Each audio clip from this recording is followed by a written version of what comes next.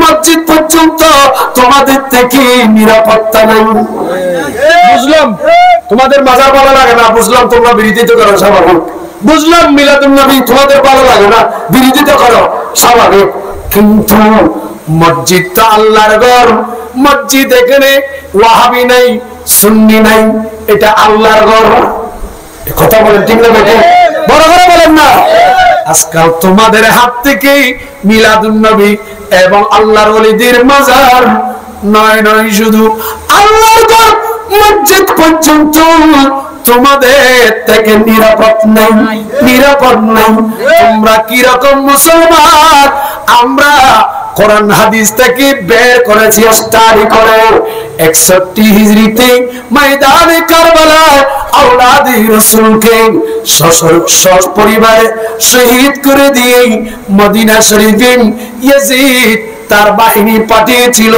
হযরত সাঈদ ইবনে মুসাইব রাদিয়াল্লাহু তাআলা আনহু ইনি বর্ণনা দিচ্ছেন, খায়রাত তাবি ইনি বলতেছেন মদিনা শরীফে 3 দিন পর্যন্ত নামাজ আযান বন্ধ তোমরা ইয়েজিদিরাই করেছো।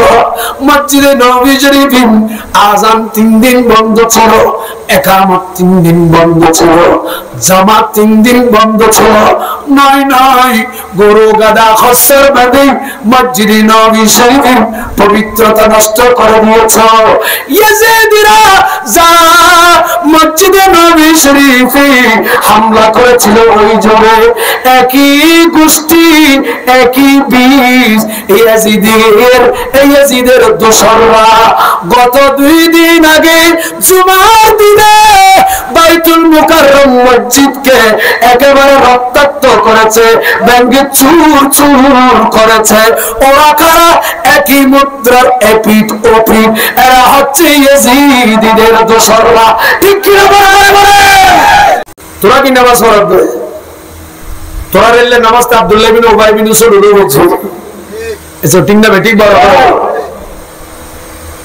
ইন দাহাদিল আরব দেশের দাঙ্গা হাঙ্গামা থেকে বাঁচার জন্য এই গত কিছুদিন আগে সরকার যখন পতন হলো, আমাদের গাউসে কমিটির বাইরেও বাংলাদেশ ইসলামিক ছাত্র সেনা, বাংলাদেশ ইসলামিক যুব সেনা, ইসলামিক ফ্রন্টের কর্মীরাও এরও মন্দির পাহারা দিয়েছে।